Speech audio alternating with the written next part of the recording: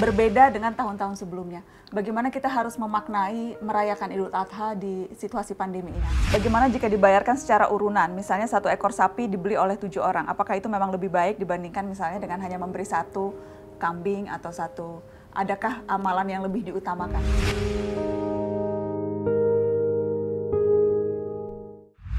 Yang jelas momen terdekat yang sebentar lagi akan kita lalui sama-sama adalah merayakan Idul Adha atau Lebaran Haji. Tapi memang tahun ini karena kondisi dan situasi kita harus merayakan Idul Adha dengan prihatin. Ada yang mungkin malah tidak bisa sholat Idul Adha, ada yang bisa sholat tapi dengan protokol kesehatan yang ketat. Jadi berbeda dengan tahun-tahun sebelumnya. Bagaimana kita harus memaknai merayakan Idul Adha di situasi pandemi ini? Saya ke Abi dulu. Rayakan substansinya. Tidak harus kita rayakan bentuk-bentuk yang lalu. Sebenarnya itu kan marilah kita lihat. Ketika Allah berfirman, la yanalallahu luhumuha wala dima'uha walakin yanaluhu taqwa minkum. Yang diterima Tuhan itu bukan sembelihannya, tapi takwanya. Itu substansinya di takwa. Jadi rayakanlah untuk memperkaya ketakwaan Anda. Fahami apa di balik upacara ini. Kesediaan berkorban. Ya kan? Pahami itu. Fahami mengapa Allah memerintahkan Nabi Ibrahim menyembelih anaknya. Kenapa sudah diperintah dia batalkan? Pasti ada di balik itu. Nah, kita pahami itu, kita tarik dari sana. Tidak harus dalam bentuk ini. Ya, saya mau bilang begini. Kita itu diperintahkan percaya dan beramal soleh. Ya kan? Ya. Nah, beda amal soleh dengan amal baik. Saya beri contoh. Saya beri ulama senjata. Mahal. Itu soleh atau tidak? Tidak. Saya beri anak umur 10 tahun. Polpen paling bagus. Baik atau tidak? Polpennya baik. Ya toh? Tapi tidak cocok buat dia. Soleh itu artinya yang bermanfaat. Saya beri contoh lagi ini dalam konteks pandemi.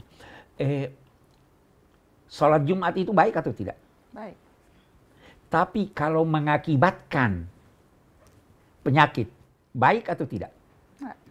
Tidak baik. Dia tidak soleh. Walaupun dia baik ininya tapi tidak soleh. Nah, itu yang harus kita pahami sebenarnya. Itu sebabnya kalau orang berkata pergi haji, waduh kita tidak bisa pergi haji. Ada ungkapan, kalau Anda tidak mampu berkunjung ke rumah kekasih, tidak mampu, undang kekasih ke rumah Anda. Ya kan? Bagaimana? Kan mau ke Baitullah nih. Tidak bisa ke sana. Kita undang Tuhan ke hati kita. Ingat dia, zikir dia. Itu amal soleh. Jadi amal soleh itu boleh jadi substansinya secara berdiri sendiri baik, tetapi tidak dinilai, tidak memenuhi nilai-nilai yang kita diminta amal soleh. Ya kan? Itu artinya soleh. Terpenuhi nilai-nilainya. Bagaimana Gus? Karena banyak juga kan calon jemaah haji yang sudah menabung bertahun-tahun, sudah betul-betul rindu ingin datang, kemudian tiba-tiba karena situasi, rencana berubah, sulit untuk mengikhlaskan, itu sulit buat atau rela tidak pergi padahal sudah dibayang-bayangkan dan sebagainya. Bagaimana mengobati kekecewaan mereka yang tidak bisa ke tanah suci tahun ini? Jadi begini ya, kalau setahu saya ya, kalau komunitas masyarakat yang dididik ulama atau dididik kiai, itu kekecewaannya juga tidak ekstrim-ekstrim amat ya. Karena sering diberitahu misalnya Jumatan tuh ya haji, ingat Allah dari subuh sampai tulu usamsi matahari terbit juga menyamai umroh. Terus banyak pahala-pahala yang kata Nabi disebut di atas haji. Lebih terhibur gitu. Jadi lagi-lagi ini pentingnya ngaji, lagi-lagi saya ulang lagi pentingnya ngaji.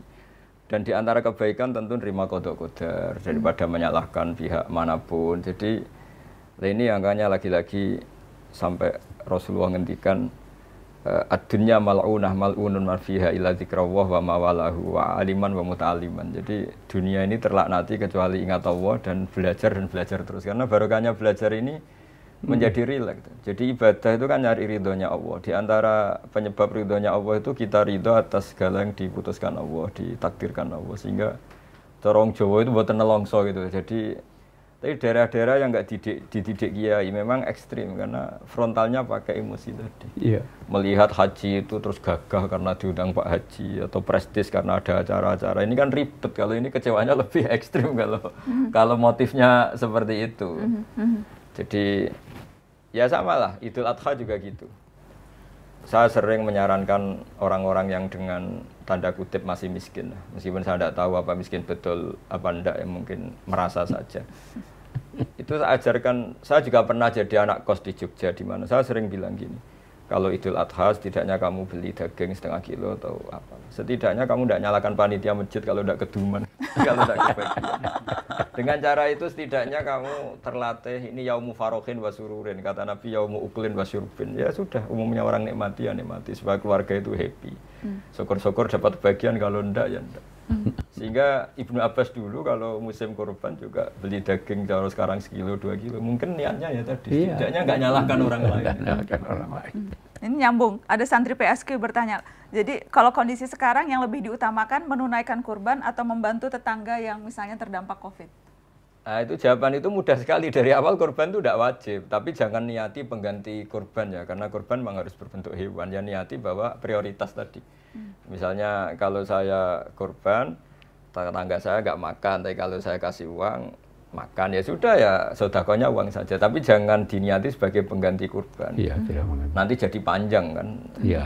Mungkin pahalanya bisa lebih banyak. Mungkin lebih banyak. Jadi pakai al-aham fal-aham ya prioritas saja. Ya, prioritas. Tapi memang ada pertanyaan-pertanyaan yang memang seperti itu. Apakah Abi sudah pernah jelaskan, Gus Baha juga tentunya sudah pernah jelaskan, tapi mungkin perlu diulang lagi. Berkorban itu ya berarti berkorban kambing, onta, domba, tidak bisa digantikan misalnya dengan beras dan sebagainya. Itu hukumnya kan sejelas seklir itu kan, Gus? Ya, jadi kalau dengan makna itu iya, dengan makna definisi udhiyah memang harus hewan. Jadi definisi udhiyah untuk dapat ridhonya Allah ya orang bisa dengan sedekah, dengan apa saja. Tapi kalau niatnya memang untuk berkurban, niatnya ya harus dengan hewan. Tidak bisa diganti beras atau diganti apa. Ini saya ada pertanyaan. Nanti lama-lama diganti pulsa loh kalau tidak boleh diganti pulsa. Iya kan. Ini pertanyaan. Anak-anak miskin sekarang tuh kadang butuhnya enggak beras, enggak apa, butuh beli apa itu kuota ya. Nah, lama-lama nanti bilang ke orang kayanya, saya jangan dikasih beras, tapi kasih kuota. Enggak boleh ya teman-teman. Jadi itu kata Gus Baha, kalau niatnya kurban ya memang harus hewan. Tapi kalau untuk hewan tertentu lagi. Hewan tertentu ya, hewan tertentu. Jadi kambing, sapi, unta, domba. Hanya itu teman-teman. Jadi kalau niatnya kurban ya memang hanya itu. Ini ada pertanyaan yang memang spesifik seperti itu. Ini juga ada pertanyaan dari Triantoro 967. Assalamualaikum. Waalaikumsalam. Saya ingin bertanya, apakah orang yang belum akikah tidak boleh berkurban? Dan bagaimana jika orang tua kita sudah meninggal tapi belum akikah? Nah, itu dari awal kita mazhab Syafi'i, dari awal akikah itu tidak wajib. Tapi kalau bagi yang berpendapat akikah atau udhiyah wajib ya, monggo prioritas yang mana yang wajib ya. Jadi itu kan pertanyaannya kan dari satu disiplin ilmu ya. Jadi Nabi pernah ngendikan yang seakan-akan udhiyah itu wajib. Jadi ada kalimat man wajada sa'atan li ayyudhiya falam yudhi fala yaqrubanna musallana. Ada yang fala yahdur musallana. Siapa yang mampu berkorban tadi tidak korban, enggak usah dekat-dekat musola kami. Sehingga ada yang berpendapat udhiyah itu wajib. Nah, menurut saya dalam konteks tertentu mungkin ya. Ketika dalam konteks rivalitas misalnya gini, ada pengaruh buruk yang ditimbulkan karena orang yang batil ini, yang maksiat ini mayor-mayoran terus. Yang ini keluarga orang soleh, komunitasnya tempe terus, tahu terus. Sehingga masyarakat ini merasa utang jasanya sama yang fasik, sama yang nggak bener ini. Maka menurut saya orang soleh di daerah ini, menurut saya kalau punya kemampuan itu wajib berkorban. Karena efeknya nanti supaya tadi, takutnya al-insan abdul insan tadi, supaya orang-orang ini berutang jasa juga sama orang soleh. Tapi secara disiplin fikih memang udhiyah itu sunat, akikah juga sunat. Sehingga nggak perlu ada pertanyaan tumpang tindih mana yang harus diprioritaskan gitu. Oke, ini satu lagi pertanyaan soal kurban. bagaimana untuk amalannya? Bagaimana jika dibayarkan secara urunan? Misalnya 1 ekor sapi dibeli oleh 7 orang. Apakah itu memang lebih baik dibandingkan misalnya dengan hanya memberi 1 kambing atau 1? Adakah amalan yang lebih diutamakan? Kalau di kitab-kitab fikih memang kambing lebih utama ketimbang sapi dalam banyak pendapat ulama. Alasannya lebih privat. Alasannya, andai kan ada hewan yang lebih baik ketimbang kambing, mungkin Nabi Ismail diganti hewan itu. Nyatanya Allah mengganti dengan kambing. Terus ketika Nabi mengkorbankan keluarganya, doha Rasulullah bikabsaini amlahaini. Nabi ketika mengkorbankan untuk keluarganya dan yang satu untuk umatnya juga milih kambing. Sehingga banyak ulama yang berpendapat kambing. Tapi semenjak ada gaya-gayanan, itu begini Pak Kuras, di fenomena di daerah kami itu. Semenjak banyak orang PNS atau orang mapan atau orang kelas menengah, itu nganggep kambing itu problem karena darah tinggi ini. Jika kadang bagi daging kambing itu susah. Semenjak itu mulai ada tren urunan sapi. Jadi yang terus menjadi ragu itu.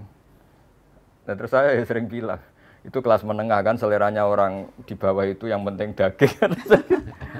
Tapi menurut pendapat saya kayaknya memang kalau sama-sama 1 sapi sama 1 personal kambing, saya lebih ikut pendapat yang mengatakan lebih baik kambing. Karena tadi laukana hunaka hayawanun yang lebih baik, andai kan di sana ada hewan yang lebih baik dibanding kambing, mungkin Nabi Ismail gantinya tidak kambing. Dan nyatanya Allah milihnya kambing. Itu alasannya ulama itu. Sempat dengar Gus Baha bilang kalau sapi pakai bertujuh nanti dipakainya rame-rame selesai. Itu guyonannya itu gara-gara gini. Saya di Jogja itu, saya itu kan itu Pak Kores, karena dulu saya pernah mimpin musyawarah fikih. Pertanyaan itu nakal-nakal gini.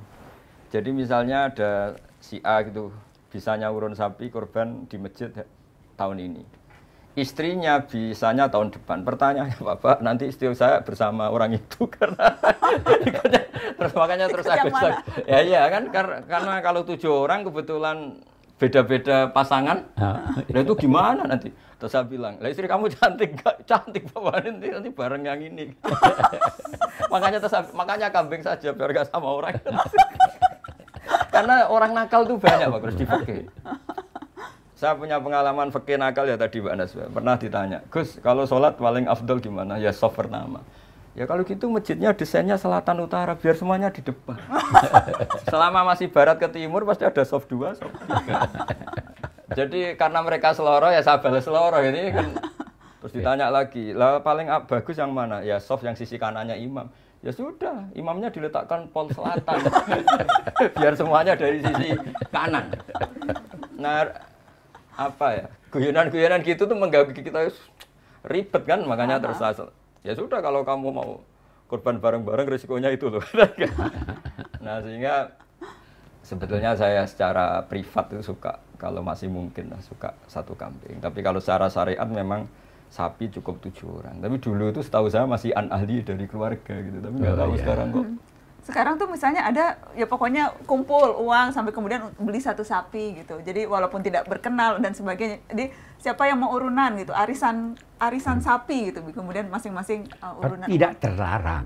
Ya, tidak terlarang. Silahkan. Ya. Tapi kalau itu, dan itu pun tidak wajib kambing kan. Tapi kalau ditanya yang mana baik dan harus kita jawab, maka kita bilang mengikuti Rasul kambing. Kambing, ya lu tanya yang baik. Ya. Walaupun mungkin ada pertimbangan harga juga.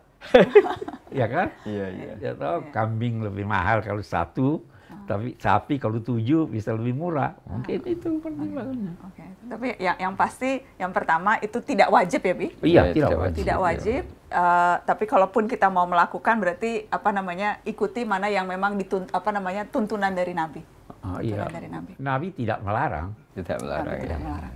Oke. Mungkin penutup soal Idul Adha ini apa Abi mau sampaikan sesuatu? Gus Baha mau sampaikan sesuatu? Tidak, saya cukup. Nah, Abi sudah sering kan. Gus Baha nih banyak yang kangen sama.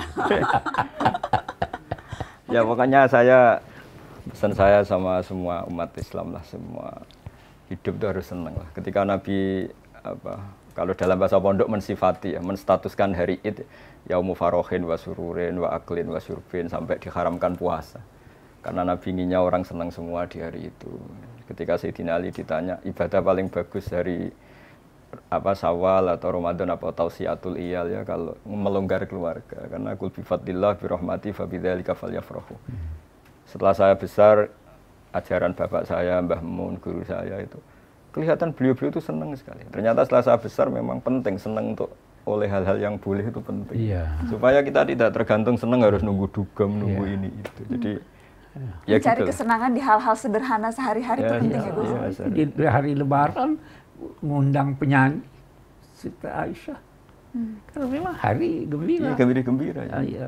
Di hari Lebaran bagi-bagi uang buat anak-anak. Buat cucu-cucu. Oh.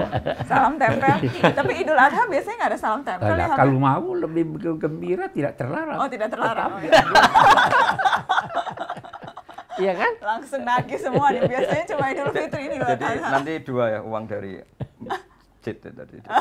Dari Idul Habib Fitri dua. dan Idul Oh, Adha. kalau Idul Fitri udah dapat semua. iya, nanti dua ya. Oh, Idul Adha daging kambing aja Habib. Masing-masing dapat daging kambing. Alhamdulillah, alhamdulillah. Ya, sudah. Alhamdulillah, terima kasih banyak. Iya. Gus Bahat, terima kasih ya. Alhamdulillah, senang banget bisa silaturahmi, bisa Kalau ngobrol-ngobrol. saya berkali-kali datangi pacarannya Mbak Nana. Insya Allah. Itu yang dikenang oleh putri saya. Ah. Ketika Mbak Nana bilang, setahu saya ini GR ya saya sebagai putri. Mufassir terbaik itu abi saya. Terus kata putri saya, nanti putrinya Mbah Mun ya bilang gitu. Lama-lama nanti setelah bapak tua saya juga akan bilang gitu. Ini Mbak Najwa. Pas acara di sarang gitu. Ya kata saya, ya memang putri harus asobia sama orang tuanya kata saya. Alhamdulillah. Pas itu saya datang di beberapa acara saya datang. Alhamdulillah, alhamdulillah. Kapan-kapan nanti berarti kita kalau udah pandeminya udah surut kita gantian. Kita ke sana. Kita gantian ya, Gus. amin, ya, Mau ya, silaturahmi insya ke Allah. sana, Ya, ya. ketemu putri, ketemu keluarga dan Ya, bisa silaturahmi sama-sama. Ya, kita semua ke sana insya Allah ya. Ya, amin, Alhamdulillah. amin. Terima kasih teman-teman sudah menyaksikan Syihab dan Syihab. Terima kasih banyak pertanyaannya. Maaf tidak bisa semuanya tertampung, tapi mudah-mudahan bisa sebagian menjawab, terutama untuk tadi para pencari cinta yang galau. Mudah-mudahan bisa menjawab pertanyaan-pertanyaan teman-teman yang jomblo. Insya Allah ketemu lagi di Syihab dan Syihab berikutnya. Assalamualaikum warahmatullahi wabarakatuh. Waalaikumsalam warahmatullahi wabarakatuh.